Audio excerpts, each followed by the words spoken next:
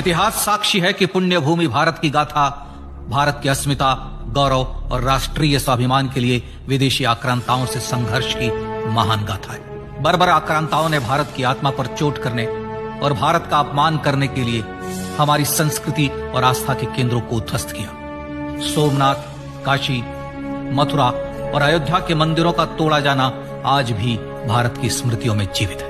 सन 1528 में अयोध्या में भगवान श्री राम के मंदिर का मुगल आक्रांता बाबर द्वारा तोड़ा जाना ऐसी ही एक अक्षम्य घटना थी जिसने सीधे भारत के सम्मान और आत्मा पर चोट की थी। कारण साफ था, अयोध्या के श्री राम के मंदिर पर आक्रमण भारत की आत्मा पर आक्रमण था। जहां हर भारतीय के रोम रोम में राम बसते हैं, वह भारत यह अपमान कैसे सहता। राम मंदिर पर आक्रमण भारत को आहत कर गया था। विदेशी हमलावर अपनी बर्बरता दिखाते गए और भारत अपने आत्मगौरव को फिर से पाने के लिए संघर्ष करता रहा।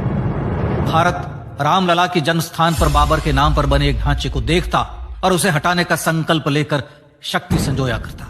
हिंदू समाज आत्मसम्मान के रण में डटा रहा और लगातार हमलावरों द्वारा बनाए गए बाबरी ढांचे को हटाने के लिए लड़ता रहा। सरयू कई बार रक्त से लाल हुई। कभी स्थानीय शासकों ने तो कभी साधु संतों और राम भक्तों ने राम जन्मभूमि की मुक्ति के लिए अपने प्राणों की आहुति दी। 74 बार युद्ध हुए। हम कुछ मोर्चे हारे, पर रण जीतने का संकल्प कभी कम नहीं हुआ। हिंदू समाज तलवारों से रक्त रंजित हुआ, पर उसने हार नहीं मानी। उसका संकल्प अजेय था। 15 अगस्त 1947 को देश की आजादी के साथ सैकड़ों सालों से चले आ रहे इस संघर्ष में नई ऊर्जा और एक नया मोड़ आया। अचानक 23 दिसंबर 1949 को बाबरी ढांचे में श्री राम लला प्रकट हुए। हजारों राम भक्त दर्शन के लिए उमड़ पड़े। तत्कालीन प्रधानमंत्री पंडित जवाहरलाल नेहरू ने उत्तर प्रदेश सरकार को श्री राम लला को विवादित ढांचे से हटाने का आदेश दिया। उत्तर प्रदेश सरकार ने अयोध्या के कलेक्टर को यह काम दिया और यह निर्देश भी कि जरूरत पड़ने पर वे बल का प्रयोग भी करें। अयोध्या के कलेक्टर ने सरकार को उत्तर दिया कि यह नरसंहार के बिना संभव नहीं है, और फिर भी वह ऐसा चाहती है तो किसी दूसरे कलेक्टर से यह काम करवा ले। परिणाम स्वरूप रामलला की मूर्ति वहीं विराजमान रही। विवादित ढांचे को बंद कर दिया गया। केवल पुजारी को सेवा अर्चना के लिए भीतर जाने की अनुमति थी। फिर भी राम भक्त विवादित ढांचे के बाहर से प्रभु श्री राम की आराधना करते रहे। भारत के हिंदू समाज के लिए चुनौतियां और बढ़ गई। मामला अदालत में गया। विपक्षी दलों द्वारा अदालत में भगवान श्री राम के अस्तित्व पर सवाल उठाए गए। उनके अयोध्या में ही जन्म लेने का प्रमाण मांगा गया।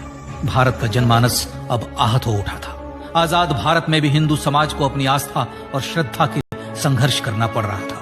चुनौतियों के इस समय में सन 1984 में विज्ञान भवन दिल्ली में विश्व हिंदू परिषद ने धर्म संसद का आयोजन किया। इस संसद में देश भर के संतों ने राम जन्मभूमि की मुक्ति के लिए आह्वान किया और राम जन्मभूमि मुक्ति यज्ञ समिति का गठन किया। धर्म संसद ने राम जन्मभूमि की मुक्ति और वहां भगवान श्री राम के भव्य मंदिर बनाने के भारत के जनमानस के संकल्प को फिर से दोहराया। विश्व हिंदू परिषद के नेतृत्व में मंदिर निर्माण के लिए पूरे देश में अभूतपूर्व आंदोलन की शुरुआत हुई। श्री राम जन्मस्थली मुक्ति यज्ञ समिति के साथ देश भर में राम जानकी की रथ यात्राएं निकली। राम लीलाओं में राम कथा के माध्यम से भारत का आम जन फिर से जुटा। अब सबके मन में एक ही प्रण था, एक ही लक्ष्य था, अयोध्या में जन्मभूमि पर भगवान श्री राम की भव्य मंदिर का निर्माण। सन 1989 में विश्व हिंदू परिषद द्वारा गांव गांव से रामशिला पूजन करके अयोध्या भेजी गई। 2,75,000 गांवों से रामशिलाएं अयोध्या पहुंची। भव्य राम मंदिर के शिलान्यास का निर्णय हुआ। पूज्य संत महात्माओं और हिंदू समाज के अन्य प्रमुख नेताओं के निर्णय के अनुसार अनुसूचित जाति के प्रमुख नेता श्री कामेश्वर चौपाल ने 9 नवंबर 1989 को मंदिर निर्माण का पहला पत्थर रखा। राम जन्मभूमि पर मंदिर निर्माण के लक्ष्य की पूर्ति के लिए सन 1990 में सोमनाथ से अयोध्या के लिए श्री लाल कृष्ण आडवाणी ने रथ यात्रा की शुरुआत की। देश में जन भावनाओं का ज्वार उमड़ने लगा। श्री लाल कृष्ण आडवाणी के रथ यात्रा के साथ साथ मंदिर के लिए जन समर्थन बढ़ने लगा और छद्म सेकुलरवाद बेनकाब होने लगा। इस जन आंदोलन को रोकने की तमाम कोशिशें हुई, पर सब व्यर्थ हुई। विश्व हिंदू परिषद ने देशवासियों से अयोध्या में जन्मभूमि पर मंदिर निर्माण के लिए 30 अक्टूबर और 1 नवंबर 1990 को कार सेवा का आह्वान किया। परिणाम स्वरूप लाखों राम भक्त कार सेवा के लिए देश के कोने कोने से अयोध्या आए। इससे देश की एकात्मता का विराट दर्शन हुआ। कार सेवकों को रोकने के लिए उत्तर प्रदेश के तत्कालीन मुख्यमंत्री श्री मुलायम सिंह यादव ने अयोध्या में परिंदे को भी पर न मारने देने की घोषणा की। स्थितियां गंभीर हो गई। अयोध्या से 100-200 किलोमीटर दूर रेलगाड़ियां रोक दी गई। अयोध्या युद्ध भूमि बना दी गई। मार्ग बंद, रेल बंद, चप्पे चप्पे पर पुलिस।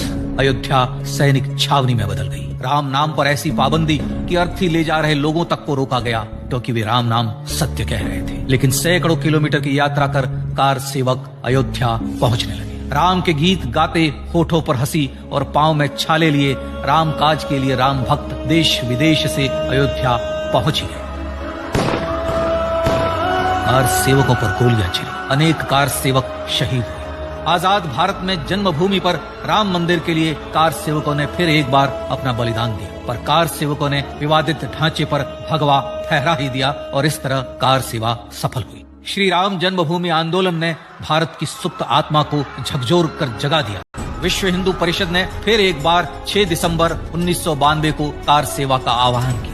राम भक्तों को कार सेवा करने देने के लिए अदालत में प्रार्थना की गई, पर अदालत ने कोई निर्णय नहीं दिया। परिणाम स्वरूप बौद्ध, जैन, सिख, स्वामीनारायण संप्रदाय, गायत्री परिवार, हर पंथ मत विचार के हिंदू एकत्र हो गए। छूत अछूत का भेद मिटा, जाति की पहचान मिटी, हम सब हिंदू, हम सब सिंधु बन गए। राम सिंधु में ज्वार उठा और देखते ही देखते 6 दिसंबर 1992 को श्री राम जन्मभूमि से बाबरी ढांचा सदा के लिए हट गया।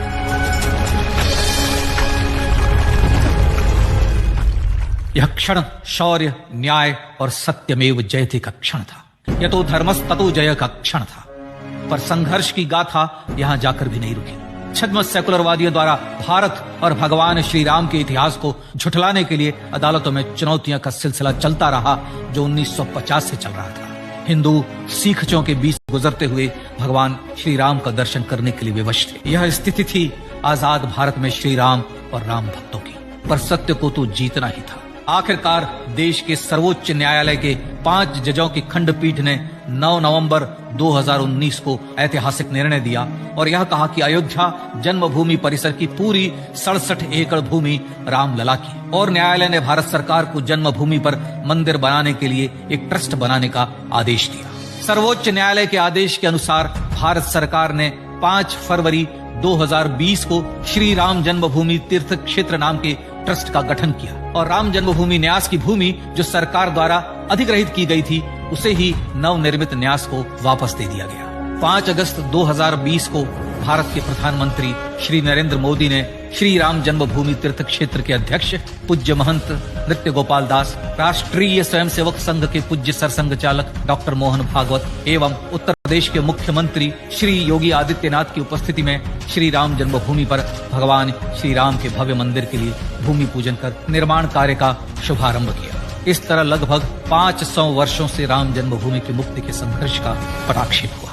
अपने आत्मसम्मान और राष्ट्रीय अस्मिता के लिए इतना लंबा संघर्ष विश्व के इतिहास में बेजोड़ है। श्री राम भारत की आत्मा, भारत की परिभाषा, हमारे राष्ट्रीय आदर्शों और जीवन मूल्यों के प्रतिनिधि मर्यादा पुरुषोत्तम हैं, जो हर हिंदू के होठों पर जन्म से मृत्यु तक रहे।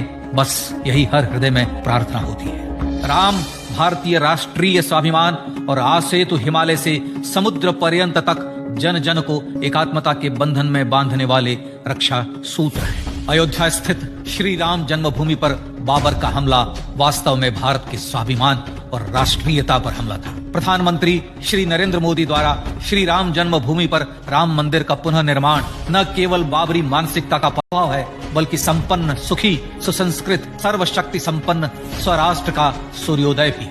यह उस राम राज्य की दिशा में वह कदम है जिसकी अभिलाषा राज राजेंद्र चोल, कृष्णदेव राय, छत्रपति शिवाजी महाराज से लेकर महात्मा गांधी तक ने की थी। अयोध्या में जन्मभूमि पर भगवान श्री राम का मंदिर न सिर्फ राष्ट्रीय गौरव होगा, बल्कि वह श्री राम के आदर्शों का राष्ट्र मंदिर होगा। अब वह महान संकल्प पूरा होने जा रहा है। आइए इस राम यज्ञ, राष्ट्र यज्ञ में जिन ज्ञात और अज्ञात भारतीयों ने अपनी आत्माहुति दी है, उनका पुण्य स्मरण कर उन्हें श्रद्धांजलि दें।